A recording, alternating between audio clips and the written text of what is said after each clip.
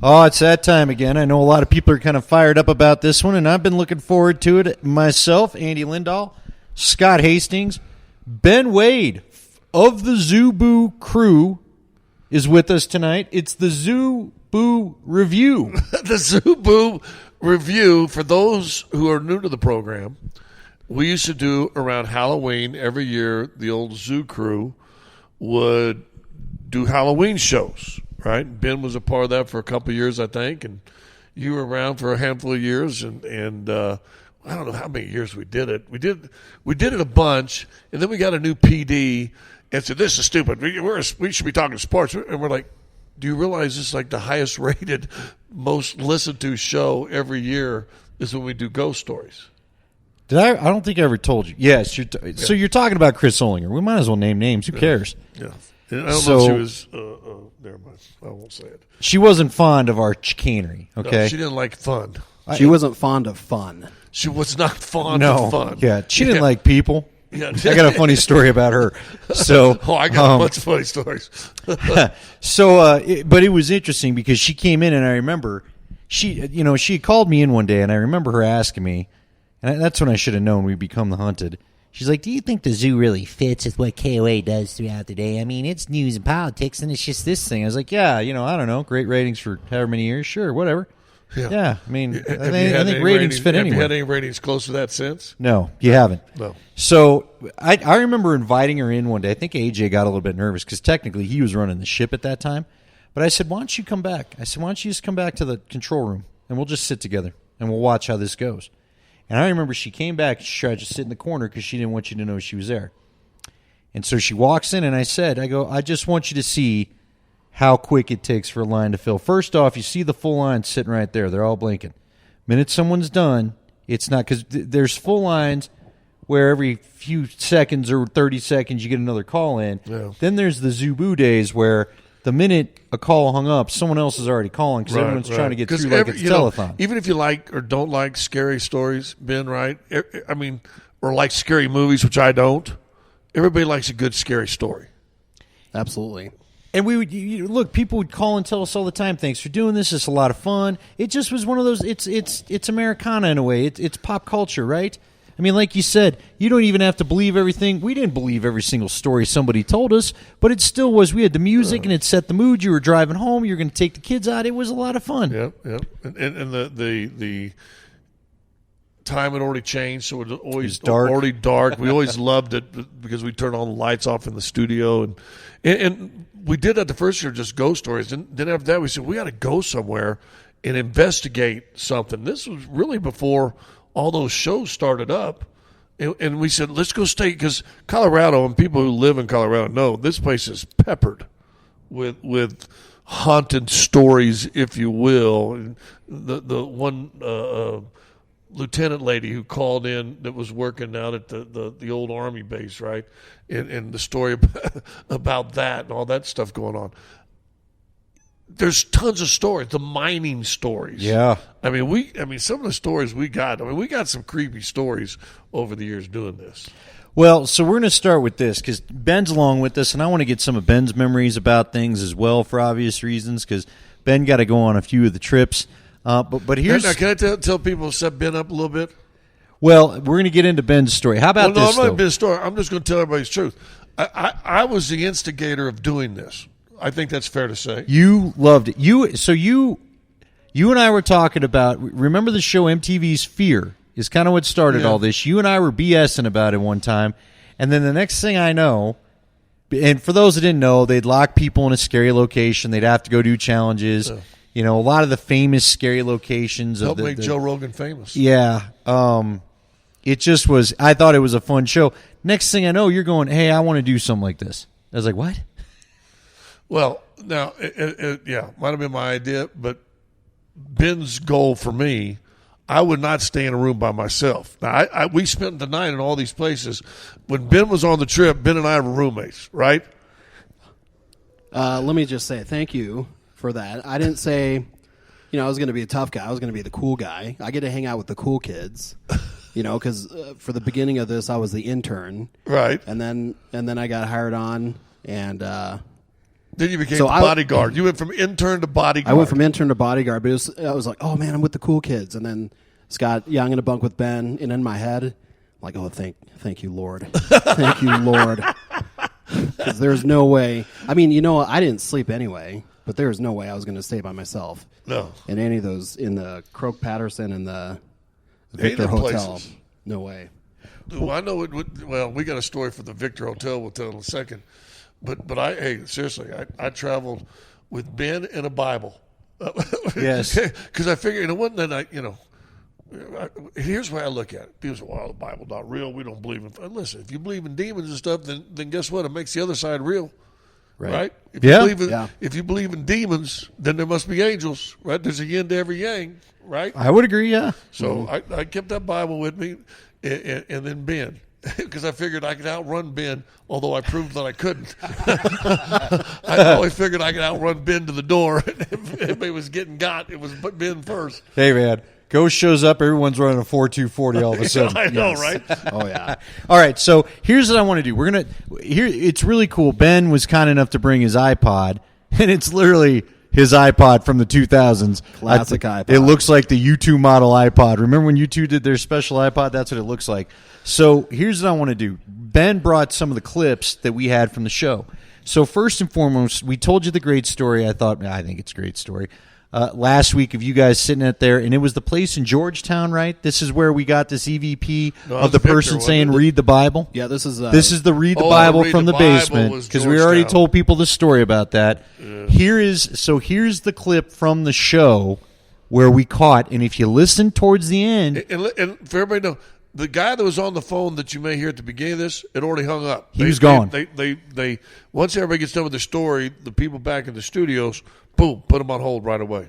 Yeah, because we needed to move along. Yeah. And so Dave is out on remote because he was at Arvada West, he was at Chatfield or whatever high school he was coaching at that time. You were up in Georgetown at this museum place that Scotty told us about the story about. If you missed it, go back to last week's episode and you'll hear it. But this is what we heard on the air from an open mic left in the basement of this museum. I tore it into 4 separate pieces, piled them on top of each other and lit it on fire. And came back and it was like the ashes were in complete size of the Yeah, go ahead and sit up there in that house and play Ouija, you big dummy. I'm not. Don't even talk to me like You're that. You're part of it. I am not. I'm in my sleeping bag. I've got 2 pillows. I've got my nice little sweatpants I'll be in. Do you have a Ouija board amongst you? No. Hello? Well, who is that on the phone? I right there. Okay. Did you hear someone just talk? I heard a hello. I heard somebody say read the Bible. Who said that? Who was that? That wasn't me. It wasn't John. It wasn't me. And it wasn't Dave. Oh, okay, let's take a time out. Yeah, no. The funny thing is, I'm in Georgetown in this what used to be an old house. It was a Cattlemen's Association bank or something. And now it was a museum, I think. Then, but Dave, and first of all, Dave hated this. Yes. Dave hated ghost stories. He did not want to acknowledge the existence of this stuff. stuff. And at the time, with the technology we had, I think. I don't know who it was at the time. They drive a van down. So basically, he's sitting in the dark in a dark van with a big antenna sticking out the top. Because we had to get it up. This wasn't the internet era. This wasn't the internet era. Broadcasting from a van. And you could tell when Dave goes, let's go to break. He didn't want to mess with none of that stuff. And later on, if we'd had any more of that, yeah, he did not want to play with that at all. He was, and Ben, you had to go out there as part of your internship duties before you got hired on to help with promotions and be a board op and all that. He did not love the scary stuff, right? We're not making that up. No. Yeah, I think if he could have skipped October, he would have. And just coached high school football. Oh. Yeah, that was Dave. But I remember being in the control room, and Casey Lamb was running it. And Andy, you last podcast you were talking about driving on Cherry Creek Dam Road. I know you came into the studio, and I've never seen you like that before. I mean, you were really worked up, and I think Casey and I were just we're dopey anyway. You know that, so I think we're like, oh yeah. And when they said that, read the Bible, I was like, yeah, you better read the Bible if you're up, And like we told you in that last podcast, we had played a joke on AJ, I think was producing at the time, was there. He had gone down the basement and like I said, not wireless, had a big 60-foot cord down in this old sandstone, limestone kind of basement that looked like a typical period piece basement, right? Had coal chutes in it where they'd bring in the coal in the wintertime. And we turned off the lights, and he screamed and ran up. We were live on the air. We thought that funny. And Kenny Dane and the Wizard was running the board. Our engineer. Left that mic on. We didn't know that. So when we come back in from break, what's going on? Where'd they come from? All of a sudden, Kenny looks down at his board, and there's a red light. So the only thing, I mean, listen, it could have been, I don't know what else. But it wasn't the caller because he was on hold. It wasn't Casey. You were in the studio, Ben. Our mics were not on. Your mics weren't on. It wasn't And the caller was gone, like we said. Caller Dave, was gone. wasn't me. There's no one in the studio. And then all of a sudden, Kenny goes, oh, by the way, that mic, I forgot to turn the mic off down in the cellar. And everybody at the place was with you. Remember? Upstairs. They were all in there in the room with you. The person that let us in, the caretaker, thought this was cool. They weren't leaving. No. So, and you know what? Wasn't that the place that you caught the orb? Oh, I don't know. The ghost orb where you said you went down there and the person looked out and looked back? No, that was, and I don't even remember the town. That was like Silverthorne or it was an old mining town, which that place, not only the place we stayed at was freaky, but we had a bigger experience across the street. There was an old museum that was now a restaurant, and we go in there, and the guy's giving us a tour of this 2-story, beautiful old building, and we're in this major industrial kitchen. And I'm sitting by the door, shelves, those high steel shelving, with the big, 10-gallon pots for stews and stuff for all the thing. And Kenny was telling him a story about where he thought he saw a ghost the night before, and it was a waitress going through the restaurant and not serving him, and he kept trying to get her attention, and she just kept walking by, and she was wearing like an old period piece, and he thought it was just normal. The guy said, "Well, that's not. We don't have any of that attire or anything." And he's got other stories. We don't have enough time to go into all of Kenny's great stories. But he goes, "Well, it's good to know, man. It was a ghost or something because I thought you just guys had crappy service."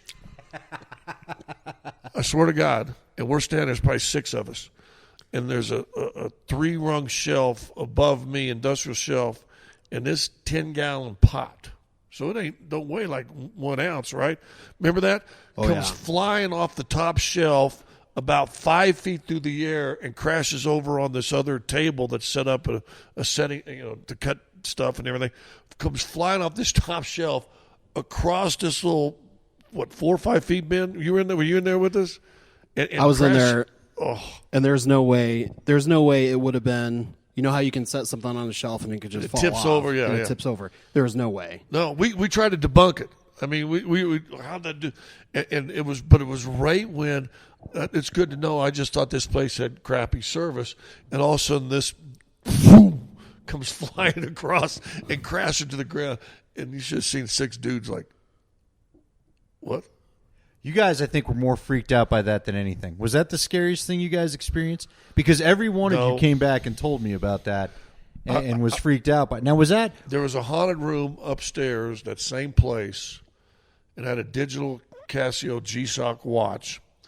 And we're upstairs, and all the guys that looked in, and they were refurbishing the room. And they say with hauntings, when you start refurbishing, that's when stuff... You piss off the ghost. Yeah. And guys have been in there. Well, I'm last. I'm coming around. So I'm going to go in there. I can't get the door open. It won't open more than 6-8 inches, enough to stick an arm in. And the guys have just been in there. And I'm like, well, maybe something fell on the side. So I push. I reach my hand and flip a light on.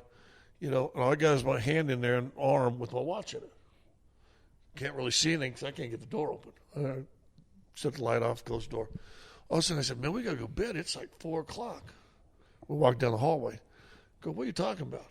Now, have you ever had a G-Shock? You got to hit like 3 or 4 buttons to reprogram the time. Well, my watch all of a sudden said 4:10 a.m. And I'm like thinking, did we been here this long? It's 4 o'clock in the morning. It's like 10. It's like 10 in the evening. Somehow my watch had changed all the way over. Said 4:10 a.m. or something like that. Said Tokyo. My watch said Tokyo time on it. And I'm like, I didn't touch it. I didn't do it. What is going on? We're walking down the thing, and finally said, you crazy? It's only 10 o'clock. We're like, oh, my gosh. Walked downstairs. When I got down to the second level, I looked down and see when my watch was, it was back to normal. So I don't know if when I stuck my arm in there, if something electrical or, they whatever messed with the watch, and it reset itself by the time I got down to the first floor. It had gone back to normal. It wasn't like I need a new battery soon or anything. It wasn't like I changed the battery out of it or anything like that. But it went from and it said Tokyo. It said TOY, and it had different time on it. And I'm like, what the heck is going on? I didn't even know how to work the watch by then. And then we go down. It was one of those steps you go down, hit a landing, then turn a corner and go down again. By the time I got down the bottom floor, my watch was reset. Well, so, you've got that story. And I remember you guys, whatever went on in that, whatever that was, that Silverthorne? Might have been something. Fair play. Fair play. Okay, there we go. So whatever went on, you guys couldn't quit talking about the experience. That place, that place, the place where we didn't stay at, that place was spooky. Yeah, AJ talked about the pot first thing. That pot flying that you guys talked about. That left an impression with a lot of you guys. Well, I remember the room that you were just talking about. I walked in there. So you walked in the room. I walked in the room. I couldn't get the door open. And I walked out, and you said, I know you asked me why I just walked out, and I couldn't tell you, but there was something just not right about that room, and I did not want to stay in there 1 second longer. See, so there you go. So I tried to go open that door. The door moved like maybe 10 inches, and it wouldn't open any further. And I remember sorry, Andy. I remember the watch because we were making fun of you the whole time. Yeah, because I thought it was like Scott, 4 o'clock in the morning. We just had dinner. Yeah. What are you, drunk? So here's the thing. Okay, like I'm trying to, I don't even know what proper context to put all these stories in because we got so many of them, which is why this was so cool. But this is why it was fun because this was cool radio. And one of the rules we had, and I know we turned the lights off on AJ, but we didn't try to fake anything. We didn't want anything fake. We wanted, if we saw a story, it was as legitimate as we can. And listen, we had fun. We screwed around with had a few cocktails in a number of places. Now a lot of that was because no one wanted to drink. Right. I mean, no one wanted to be sober to stay in those rooms. That was part of it. I had to. I was your designated driver. Yeah, that's true. Well, okay, and you were the intern guy, so I was the intern, yeah, and the bodyguard. Should we talk about the Crook-Patterson next? I want to get to one of the EVPs that we now know that they're called. We're all talking like we're Ghost Adventures, but you guys caught a great EVP, and you'll hear one of the things, again, our guy, I'm trying to remember his name, Darren, or I can't remember the guy's name, but he worked for the Rocky Mountain Paranormal Society, so he did this on purpose. His last name was Moon. No, it wasn't that guy. Yeah, okay. Is his first name Brett? Yes, Brent? it was Brett. Brett. I can't remember his last name, but Brett was. You remember, Brett was actually ghost hunting with actual equipment because he did this for Rocky Mountain Paranormal. Before we get to the Crook-Patterson, we might as well just play what you guys caught. Now I'm going to play what he caught. So what you're about to hear is what he caught on his recorder, and then when we get back, you guys have an addition to this. This was a floor above where we were staying. Yes. He was down on a third floor, right? No, Well, we were staying on the third floor. He would have been on the fourth floor walking by around. himself. By He's himself. walking around, and you're going to hear the shuffling from him walking around, and then this is what he caught. Who are you?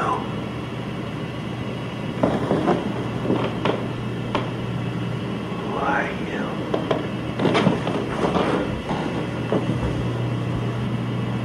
Hi. I'm so glad Ben preserved that because that was like when I heard that I was like, "You got to be kidding me!" Thank God for 90s Right? technology, right there. Oh my gosh, that was. But now here's what's crazy: Brett was by himself, and he caught that on a recorder, one of the digital recorders we all used. You and I talked about this last week. The same recorders we were using to get pregame interviews and all that is what these guys use now. Right. And he never heard it until he listened back. Right. He never heard it. We got back to the station before he found it, right? No. Or did he play it for you that night? He was upstairs downloading stuff into a computer or something, and all of a sudden he goes, "Guys, you got to come here." And we all went upstairs. I think he was still on that floor. Yeah, he didn't hear it. You're right, but he's told all of us that he felt a hand go from like his shoulder across his chest, and then he got spooked, but thought he got something, and that's when he came downstairs and loaded it on his computer and found it for us. Now, the addendum to the story was Ben and I were rooming together. We had one of the rooms where the guy, there was an old miner who had stayed there who went to the elevator. This is Victor, and stepped on the elevator, and the elevator wasn't there and fell to his death. And we were staying in his room. It was the room you and I were staying in. Eddie. Yeah, and Eddie, that's right. And because it was known, and we saw that too, the elevator just also would work on its own, no guests in the place. I think we were the only guests in the whole hotel. And we were down in the lobby one time, sure enough, the thing, boom, stops up to third floor or fourth floor, whatever it was that he was on. And we saw the elevator do that. So we decided to go to bed. I don't even think we really were that bad or drank that much that night. But I'm laying in this bed, and there's a pull-out bed that Ben is sleeping in right down at the foot of my bed. I mean, you were kind of right at the foot. It wasn't a giant room, but you're at the foot of the bed. I'm right here. Got my sweat, or no, I don't even know. I slept in the old boxers that night. But all of a sudden, lights are off, just kind of turned them off, laying there. And Ben and I hear, who are you? Just like the sound. I go, Ben, you say something? He goes, no. Did you say something? I thought it was you. I go, no. I said, what did you hear? He goes, I heard, who are you? I heard that too. Where'd it come from? And he goes, I said, he goes, was it you? And I go, dude, that wasn't me. Next thing I know, I hear, Ben has got the covers thrown back. I hear pitty-patty feet sprinting to the door, and I'm like, oh, hell, I ain't staying here by myself. I jump up, and I remember trying to slip my sweatpants on. I got my left leg in. My big toe on my right foot catches the little loop, and I'm hopping one leg trying to hop out of this room. Ben's already flew out the door, and it was pitch black in the room, and all of a sudden the light in the hallway, and I'm hopping out there one-legged. But when we finally went back to the room to talk, I thought it came to the left and at my foot, and you thought it came from a different direction also. I thought it came from. So if I'm sleeping, I'm sleeping at the foot of the bed. My head would have been to your left. Yeah. So I thought I heard it to my right by you. And I thought I heard it to the left. So that freaked me out even more after you told me that. Because you told me that a couple days later when we were back at the station. Yeah. That I thought it was back right from the left corner. But we heard that 4 or 5 times right in a row. Like when Brett caught that EVP, he was very polite and he said goodnight. But he didn't say that to us. He said, who are we? Who are you? 4 or 5 times. And then you asked me if I was talking. And if they had the combine at Victor, I would have got an NFL contract because you're talking about 4.2 speed.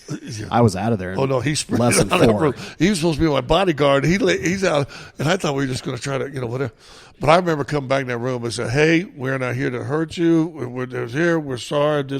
I'm Scott. That's Ben. Here's the Holy Bible right here. Boom, boom, boom. But, yeah. Like I said, that was before. But the weird thing was whatever floor. I thought we were in 415 and he was on the 5th floor, but maybe we were in 315 and whatever it was. But Brett caught the EVP that we just played you on an entirely different floor, but nearly at the same time. Is the way I think we talked about it, because we came out of that room, we were all excited, and he came down and goes, guys, look what I just caught. So we tried to debunk it because initially we thought they were playing joke on us. Right.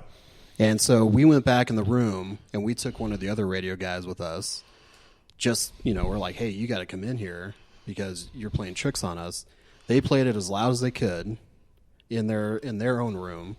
And we couldn't hear anything. No, we couldn't hear a thing. So it wasn't, someone doing something. So yeah. Anyway, that was the Victor Hotel. Okay, so another famous place you guys went to is the Stanley Hotel. And that night got a little rowdy, as you're going to hear. But so what's been great about this, we're at least having fun. Ben calls me up. He heard the podcast last week. He wants to jump on, tell some of his stories. And I'm so happy he's here because you're corroborating. You're bringing another view to this thing. Matt Meehan, our old promotions director who now lives in Florida, reached out to me, and he said, "Oh, I got a story. If you're going to be telling stories from the Zubu tour, then I got to tell you a story from the Stanley." And I played it. It's the first time I heard the story. You had not heard this story, and his wife, I will tell you, I recorded Matt on FaceTime for this, and his wife was sitting at the table like corroborating everything. I almost wish she was on mic more because she wouldn't quit talking about how freaked out it made her. And to describe Matt, and we love you guys to death, Matt is yet to wear the pants in the family. That's right. Yeah, some 30 years later, he's still searching for pants. So if she says it's true, it's true. Now, good for Matt. His pants don't need to be any bigger. We're not all so lucky. When we started the Zubu tour, right? I'm not afraid of ghosts. They don't bother me. So we done all of them, and the last stop was the Stanley. So we get to Stanley, and we go to check in, and they said, "Does someone want to stay in the haunted room?" Because there's that haunted room, and of course no one wants to do it. And I said, "Fine. I don't believe in this stuff anyways. You guys are a bunch of grown ass men who are afraid of ghosts. You guys are idiots. I'll stay in the stupid haunted room." Right? So we go in the haunted room. The Stanley that night turned out to just be all of us sitting in the bar drinking all night. Well, I had a cell phone, and it was one of the first cell phones, and I think the company issued it to me. And the battery lives, if you don't remember, they were like 4 hours if you were lucky. You got battery life. So I had my phone, and I'm going to charge it. So I left my phone there and go down to the bar, and we ended up, tearing it up that night, right? Get back up, go to sleep, call my wife, wake up next morning, call my wife, said, "Hey, I'm sorry I didn't call you. What was going on?" She goes, "I called you last night." And I said, "You did?" She goes, "Yeah." She goes, I said, "Well," because she had we had 2 young kids. And I said, "Well, what time did you call me?" She goes, "I don't know." She goes, "About 9 o'clock. I was going to, kids were in bed. I was tired. I was going to bed."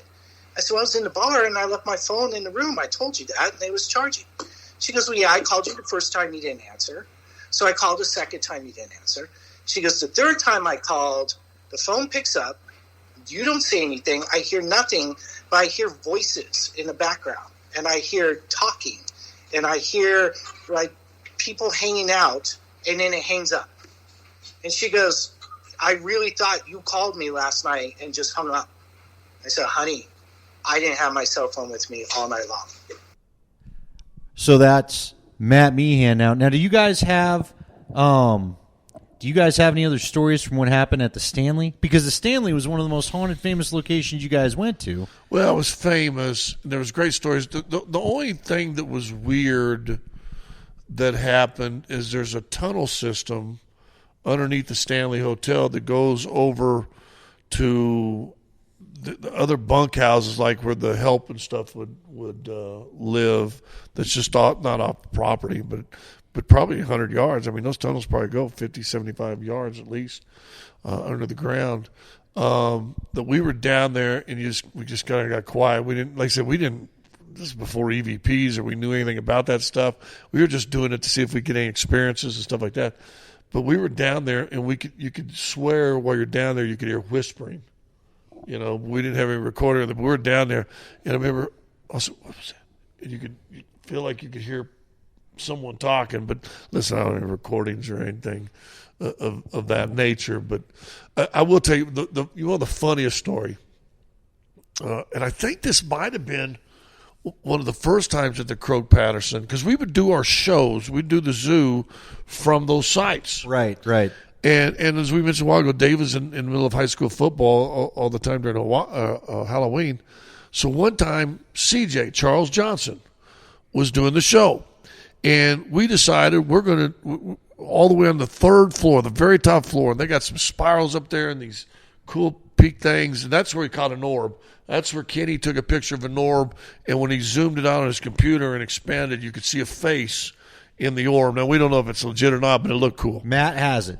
Matt Meehan, who we just heard from, has it. Said he'll send us the picture. And it looks like there's a face in the orb. Yep. But CJ and I are doing that. And Kenny, like I said, Kenny we ought to just do a show with the Wizard someday and have him tell his stories. He's got some Vietnam stories that'll blow people away. I'm talking blow you away. He's got an angel sitting on his shoulder.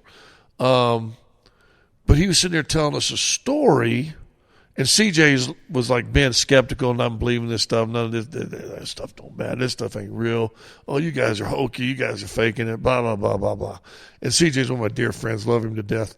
And Kenny was talking about how they were setting up and they were moving equipment, and they had this old desk in this corner, and he'd come back and all the drawers would be pulled out.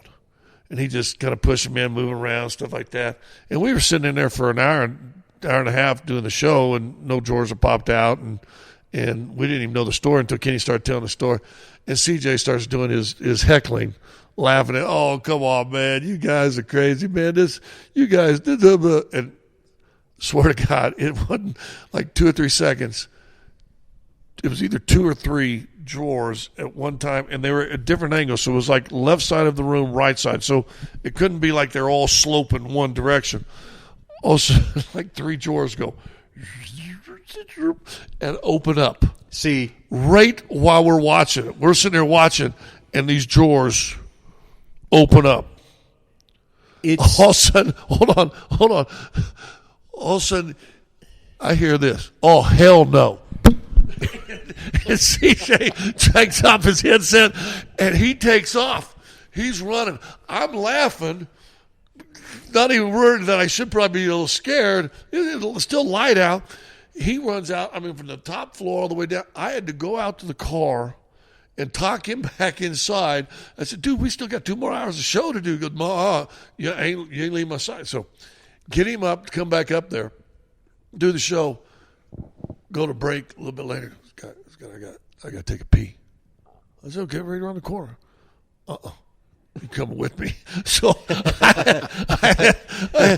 the hero of the 5 downs in Missouri, I had to walk to the door and stand right outside the door while CJ went and took a leak. But if we had CJ out there, he could tell you about that. When he saw them drawers open, he go, oh, hell no. You got to remember, I was in the basement because you guys had put me down in the basement of that one because that's where one of the ghosts was. We could tell some of the stories about that. About the kids seeing the man. Yeah. And Casey saw him too. We talked about that sketch that I got. So, but what was crazy about it was I'm on headset and I had the audio. I looked for it on my phone. I wish I still had it. I've got it somewhere. Where when those drawers open, the first thing CJ said was, "You did that. You did it." And then, so he's freaking out. And I remember I'm heckling him from down low. And the next thing I know, I turn around and Patrick Watkins, one of our guys that brought his girlfriend Mercedes because she was curious about this stuff. I turn around because you told me to go put my head in that fireplace. So one of the stories from the Crook Patterson is a guy murdered his family and buried him underneath this fireplace. And there's stuff about seances. Well, it's also the place where they took bodies from the one park there. Cheeseman Park. There used to be a graveyard. But then the guy was bringing bodies there and doing experiments with them. Right. Yeah. And and then he was still charging the city. It was a bunch of terrible stuff. But I remember leaning in, and my stuff kept cutting out. And I thought, this is where it happens. And then all of a sudden, the drawers open, and I still don't to this day know what Mercedes saw. She came around the corner. Again, we're talking about the 4.2 speed. She came flying out of another part of that basement and grabbed me to the point where I thought a rib was going to crack. And she could not verbalize whatever freaked her out. Whoa.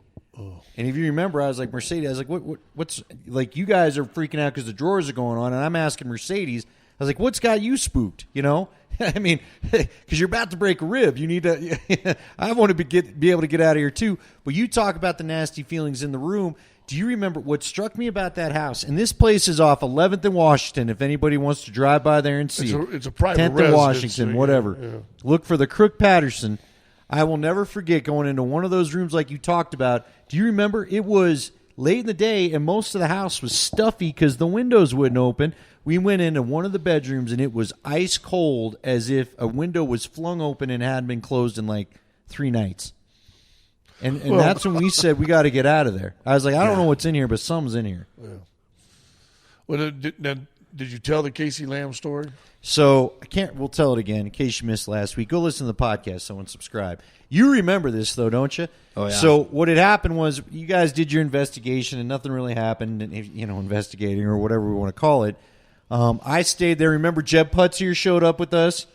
And Jeb started walking around, and there were a couple places as it got dark where dogs basically jumped out the turret windows and committed suicide. Nobody could explain it.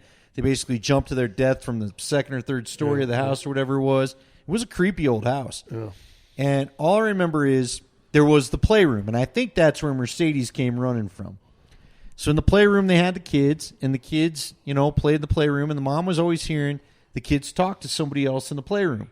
This was the current owner of the house, and she had told us on air, my kids play with one of the ghosts. And we're like, what, you whack? I mean, it was, hey, that whole thing was interesting to begin with. So we thought rent might be due, if you know what I mean, for us to be able to stay the night there. So it was who was going to draw the short straw and pay the rent. It wouldn't have been that short of a straw. Well, yeah, it wasn't too bad. But anyway, remember, so Casey Lamb, the next day you guys are leaving, and one of the gals left their coat in the basement. So Casey goes down there with her, and he's going to get the coat, and he sees it in the corner of the playroom, and he's like, oh, there it is. But someone was laying down and sleep on the couch. Like, I still can't figure out why he thought that was okay. She had like a babysitter or a nanny that would come during the day, and so Casey goes to grab the coat, and he assumed that it was the nanny's boyfriend and was just asleep on the couch or whatever, and reached over the dude. Yeah, picked up the coat. The guy stayed asleep, though. Well, he got to the door of the playroom and said he felt something was creepy. Somebody was looking at him. Yeah. So we just set it together right there. And so he turns around, and the guy's still laying on the couch, but his eyes are open. He'd sat up. And he's like looking at him. And when Casey saw him, he lays back down. And Casey walks. And so you guys I think you guys are on your way to fair play then. You start talking about this, and as you're the adult in the room. Yeah. Scott's like, man, I don't think that babysitter was there. Was it one of the workers? And we were worried it was one of the homeless guys, maybe. Well, we ended up calling the homeowner and had her on the air, and she goes, no, there's... She was annoyed at that point. Nah, ain't nobody in here. What are you talking about? We stayed up a little late that night. But she said, no, there's no...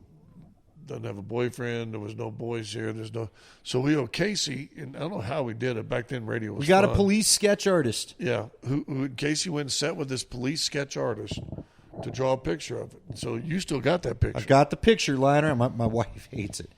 Wants it out of the house. But it's memorabilia from the show, and ain't nothing happened to me. Knock on wood. So, because he knows Ben, I've sent Ben the picture multiple times. I'll try to tweet it out one more time. It's on my work computer, so. Yeah. Sorry, employer. Yes. So we showed the picture. We go back and just for fun, I don't think we thought this was going to happen. We show the picture to the kids, and we have the mom. Didn't we ever do it on air? And they were like, it's the man we play with in the basement. And that's when Casey realized he had saw a ghost. Yeah. And Casey was not the same. If you remember, because there's another one, like Matt said, didn't believe in this stuff. Casey wasn't right the rest of the week. I think Casey wanted the Zubu over with at that point too. He didn't go on another trip with you after that, right? No, I don't remember him going ever again. And the guy looks straight out of like the 1920s. Oh yeah, 1910s, 1920s. This haircut alone, I'm like, what's with the haircut? Yeah. It's creepy, man. It's creepy. So and that's just a handful of the stories and experiences we had during the. So now I've got to tell the other one that we teased last week on the podcast. Ben likes this one. About my neighbor, Johnny Walker. Oh. And again, his name is Johnny Walker. Now, you told me this right after the Read the Bible. Now, at the time, I lived in Elizabeth, so that was a very long drive home thinking about your stories and what we just heard on air. Sorry.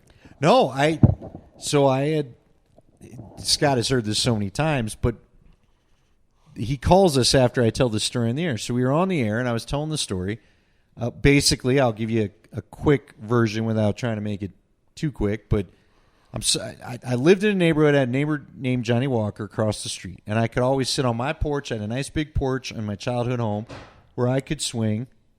And I just kind of would look over across the street. And, every now and again, hey, is Johnny home? Let's play basketball. He used to throw the football to me in the street and all this stuff.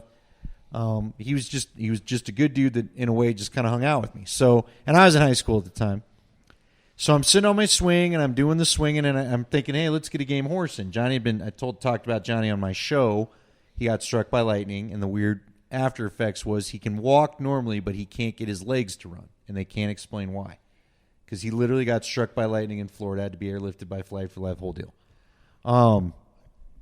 Anyway, so when we play horse, you had to shoot. You couldn't dunk or anything. Like I used to be able to run and go off my garage door and dunk. So I'd try all the Michael Jordan crap and Dominique and all this, but none of that was allowed when you're playing. Anyway, so I'm swinging and I see what I think is Johnny holding his newborn baby in the kitchen. So I go over there. And Johnny's a hippie. Johnny is a well-known hippie where the door is always open, and if it's open, come on in if you got good intentions, right? Especially if you brought some of the green stuff. So Johnny, I go over there, and I found it odd because the door was shut and locked. And I'm knocking on the door, and I'm like, what? Listen, like, Johnny, what the hell? Because I just saw him in the kitchen. Go back, sit on my swing, start swinging. And again, now I'm looking in there. I'm like, why did? And I see him walk by again. I'm like, all right, dude, what's going on? So I run back over there. Knock on the door, look in the window, check out the house. It doesn't look like anybody's home, but I've seen this dude twice. So I'm like, why is he being weird? Is he trying to put Alex to bed? That's his son. Go back, third time, and now I'm on my porch staring dead in that window, and I believe I see somebody like look around the corner of the window, like, is he gone? I'm like, all right, what the fuck is going on now? Because I'm pissed. And I'm going over there. I'm like, why is this dude acting so weird? And this time I'm just like, it's like Angry Andy right. the door. It's SWAT team banging on the door. We're coming through. You better open up. And again, nothing. And I'm like, man, screw that. I just go and I decide I'm going to go shoot hoop. So next day I see his wife and I'm like, what's the deal with your husband, man? I'm just trying to play a little hoop. He's ignoring me. The house locked up like Fort Knox. That's not like you. She gives me this weird look and she's like, well, he wasn't home. Nobody was home. I don't know who you saw. He wasn't home. So then Johnny calls me the next day, and he's mad. And Johnny's like, your cat's being weird, too, as I tell the story. My cat never meows. Yeah, cat my God. Cat doesn't like this story. Oh, I know. So his wife off mic, the warden just went ahead and verified we haven't heard that. So maybe Johnny's ghost is following me around. Anyway, Johnny calls me the next day. He's like, what's going on with you? Why are you scaring my wife? I go, Johnny, I saw you in your kitchen. It was you holding the baby. I know you were home. I went over there 3-4 times. I was that convinced. So he started telling me about all the weird stuff. He had this Mr. Boyko used to own it. I knew his widow a little bit. We'd shovel her walk every now and again. He had weird stuff happen where he was remodeling the kitchen. And one time he was standing in between the naked floorboards, the beams that run across. Right. And he said he just got a feeling that the old man was there. And he's like, you know what, man? You want a piece? Come get some now. I'm right here. And right after he said that, a board with about a 6-inch nail sticking out fell right at him. And he noticed it quick enough he had to jump from one board to the other. He's going into the basement. It was one of those old school cement basements, right? So I told that story on the air about how all this weird stuff happened in this kitchen, and Johnny called me and left a message on my desk phone. He goes, hey, man, I heard your story. It's good to hear you on the radio. By the way, the kitchen's still haunted. I bought a dog, and every now and again, he doesn't let me go in there.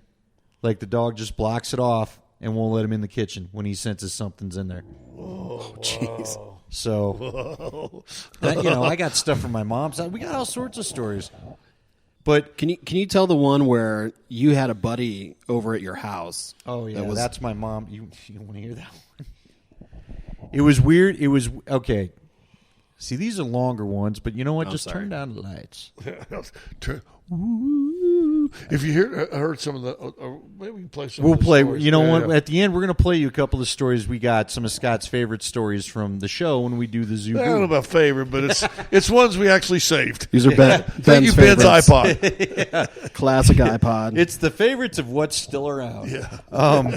So I lived in a house. It was really weird. I lived in a house. My mom lived in a house that. We had one room in there in the basement that had no windows. And you know how that is. I still to this day don't know why. I don't know if it was because of the garage or whatever. I had a buddy who turns out he had cancer, but he would sleep all day. And so he loved sleeping in that room because it was pitch black if you shut the door, and so he could sleep without having the sun wake him up. This is college age. I get home one day, and he's sitting on the couch. He's playing my Sega and all this stuff because, frankly, he was supposed to be at the school of mines, and he didn't want Mama knowing his mom literally that he was back in town. He was screwing around in my house. So I'm like, dude, what's wrong with you? And why is my room door shut? He goes, I'm never going in there again. I was like, what are you talking about? He goes, I don't know what's in that room, but something picked me up and threw me off the bed today, and I'm never going in there again. And he's like dead serious. He's never talked about any of this stuff, right? So, I don't think much of it. He passes away. I decide finally I'm sleeping in his mom gave me his waterbed or something, and I don't know. I just was a little traumatized, trying to hold on to whatever, so I'm sleeping in that bed in his room. And it's in that room, in that dark room? That same room. So because it was in my house. He just, he was kind of living with me. His mom just didn't know it. He was supposed to be up at school. Anyway, so I started sleeping in that room. And I would read a book at night, especially after his death. I got into reading a bunch of books just to try to quiet my mind. And I would see things pass in front of the door. This is another story, by the way, we told on the air. And then we called my brother, if you remember that. I would see shadow things move in front of the door. And I'd always be like, what was that? Yeah. What was that? Yeah. So one night I was talking to a girl that I was hot for, Yasmin. Shout out to you. Hey, girl. Anyway, so I'm talking to Yasmin. I start telling her about the ghosts in my room that I see all the time, right? And it's late at night. It's probably midnight or something. Phone hangs up. So I call her back. I go, sorry about that. I don't know what happened. And I said, I guess the ghosts don't like me talking about it. Phone hung up again. So this happened 3 or 4 times to the point where she's like, quit talking about it. Now you're freaking me out. She's like, stop it. Just stop it. So I was like, well, you want me to come over and keep you company? So anyway, I go to bed that night, and I'd had all this weird stuff where I'd sleep, and I'd feel like someone was standing over me. And I remember for like 2 months, I'd like wake up convinced somebody was standing over me while I was sleeping, right? Think nothing of it, go back to bed.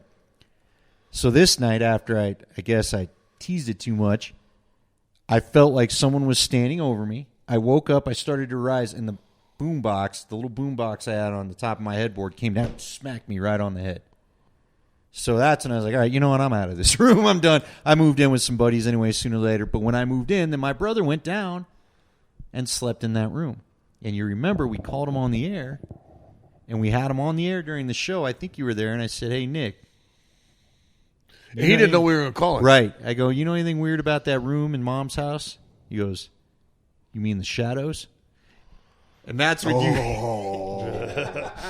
So, I mean, that was 3 stories. You know what? If you live off of Bates and Sheridan, Wolf Street, Wolf and Bates, the corner house, I won't give your exact address. Stay the hell out of your basement. Yeah. That's all I got to say. Or if you listen to this podcast, reach out. Yeah, we'll tell us if if you had anything. On Instagram or something. Have you guys had anything creepy happen since? No. What are you looking at each other for? All right. I thought maybe. Is there something you don't want to talk about? No. Did you need to cuddle one night? So did we get man cuddle and figure out? So I don't mean to correct you, Scotty, but I don't say I was a skeptic. I would say I didn't think anything would happen to me. Right. But prior to the KOA internship, I was house sitting for my uncle and aunt in Westminster. And at the time, my 3 cousins were getting into some trouble. And they're great now, but there were some really rough periods. Well, and I actually found this out last summer on a camping trip. But my cousin started to kind of, what's the word? Just kind of play around with the dark dark stuff, the dark arts. Yeah. And he said there was one time in the basement that he would see things. And he basically told whatever demon or something, hey, I want to see you. And all of a sudden he sees this black mass just come out of the ground. And he was like, oh, I'm done. And he runs upstairs. Well, I know nothing about this. And so to pass the time while I was house sitting, I would be downstairs just on the computer, just playing some of the games and stuff like that. I just felt like I was being watched the whole time. Didn't see anything, didn't hear anything, but I just had that sense that someone was just looking at me because my back is turned to, it's almost kind of in a corner, so my back is to everything else, and I'm just finding myself looking around, and I'm out. I'm just going to go upstairs and just turn the TV on and try to go to sleep. And that's really my only other experience. But he had done stuff down there? He had done stuff down there prior to, and so they actually had to have the basement blessed. That's how bad it got. And again, I know nothing of it. Thank you, family, for telling me. Yeah. Well, maybe they didn't want to tell me so that I could actually watch their house. They needed their house because house sat. Yeah.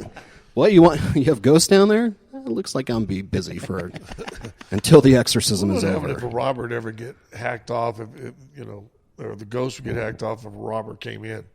You're with me now. Poltergeist stuff, the closet. The only thing that weird has happened to us, the warden, come here. We lived in a condo in the tech center. And do you want to tell the story of the old man? No. Do you want to?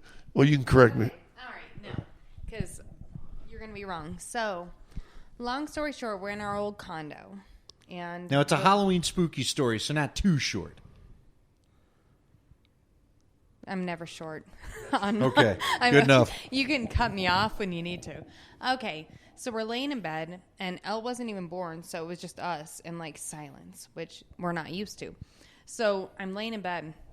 I turn over and I see Scott sit up, and I'm like, what is he doing? So I turn around and I whap him, and my arm goes through him, and I'm like, what is going on here? And then he's sleeping. I'm like, oh my gosh. So then in my head, I'm thinking, okay, it was a small person with short hair, but it kind of had a short hair like my grandma, so it wasn't you. And they looked at me and just kind of looked at me and disappeared. So I was so scared. So then, of course, my investigative mind goes and looks into all the HOA stuff. A dude, he was probably 74 years old, passed away in our building in the shower. I didn't look into anything else. And it was in our shower connected to our room. Don't know if he died in the shower or if he died in our room, but the fact is I was done.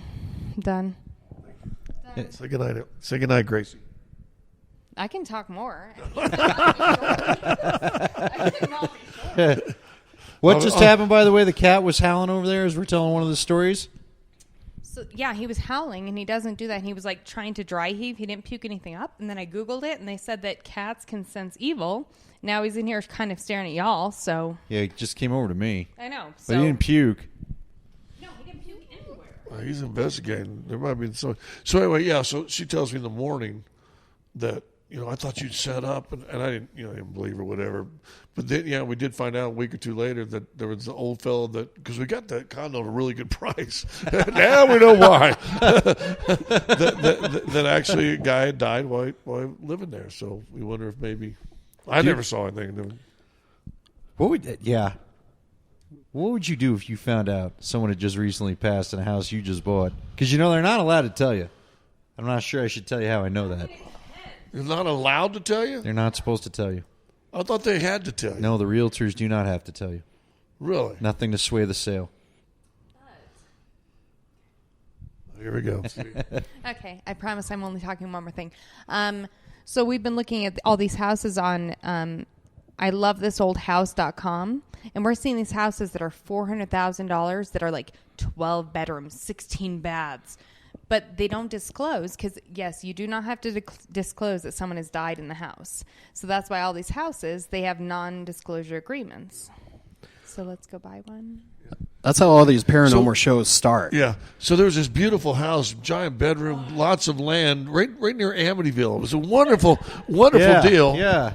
Hey, there's a sweet one in England, too, that I heard, Oh, my God. So, all right, so I got to ask you, I'll ask you both, as we got to try to put a bow on it. And again, listen after we're done. We're going to play a couple of the stories that were actually from the show that were fun.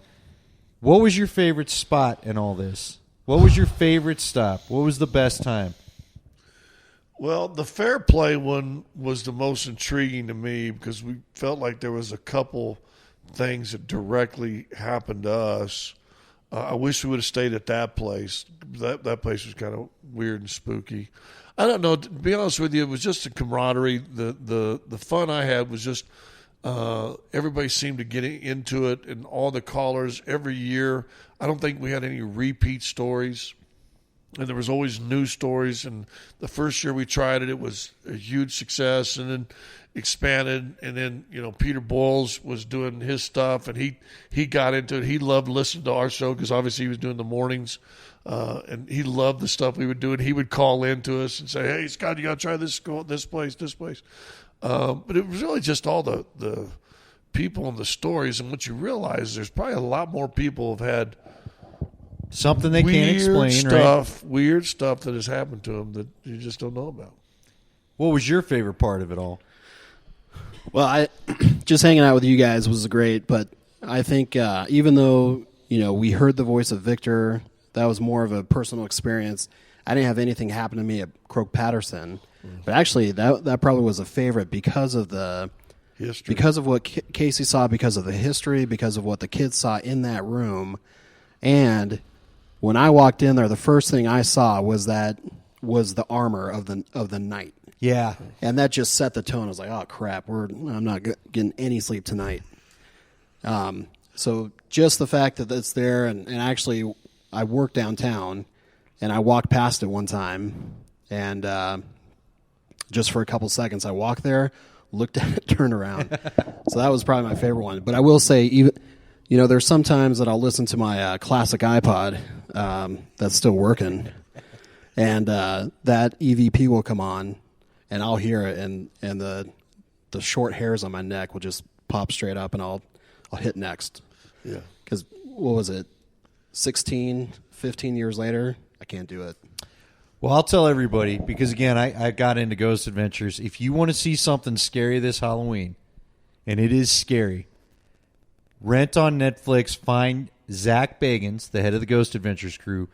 It's called Demon House, and it's about a story. He purchased a house in Cleveland or in Ohio somewhere where there had been 2 possessions, and they catch a shadow figure in there that is, frankly, looks like the devil, and they catch some EVPs as he stays there by himself that will make you jump out of your skin if you can have it, because it is some crazy history behind this house and what happens to it. So if you need something good for Halloween that's along the lines of what we're talking about, man, you got to check that out. But it's funny because they warn you, there's a warning before the show starts that some demonologists believe that the sound of some of what you'll hear sometimes will bring it your way if it's played through the stereo, so be careful of it. Well, what the hell you say that now? No wonder you say, "Hey, can we record at your house tonight?" Hey, what was that? And now all of a sudden I got "Who Are You" playing from Ben's iPod. Your cat's going nuts. Pay rent. The cat starts going nuts and never done it before. They'll pay rent. All right, stay tuned. Ben, thanks for coming out to join us. Thanks, guys. We'll have to have you in for another one. Hey, Alan Roach has agreed to join us for one, too, as we continue to round the crew up. We're going to continue to do it, but stay tuned. We're going to play you a couple of the ghost stories we captured during the Zoo Boo's history. Scott, well done. Little piece of your own Americana. Thank you, Matt. Thank you for calling in. Thank you, Matt Meehan. And Brett Meehan. Brett. Boss of the family. Boss of the family. Good night, all. Happy Halloween. How are you? I'm good. How are you? Well, I have kind of a little bit of a scary story to tell you. My husband still doesn't quite believe me, even though I insist it really happened. Well, the year was 1989, and I was a second lieutenant in the Army Nurse Corps. I was stationed at Fitzsimmons Army Medical Center in Aurora, which is no longer open. That hospital had been there for years and years. It was originally built as a tuberculosis hospital. I worked on the pediatric floor. I was a peds nurse. And as a lowly second lieutenant, of course, I was still working nights. Because of the nature of it being a TB hospital, we had these huge open units that we called porches, where you literally could line up 50 to 60 beds or cribs, where in the olden days they would have 50 or 60 TB babies in these beds. We always heard rumors that there was ghosts in the hospital, but you never really thought much about it until that night, and I know I saw one little ghost. It was probably about 2:30 in the morning. One of my little patients started to cry, about a 6-month-old girl.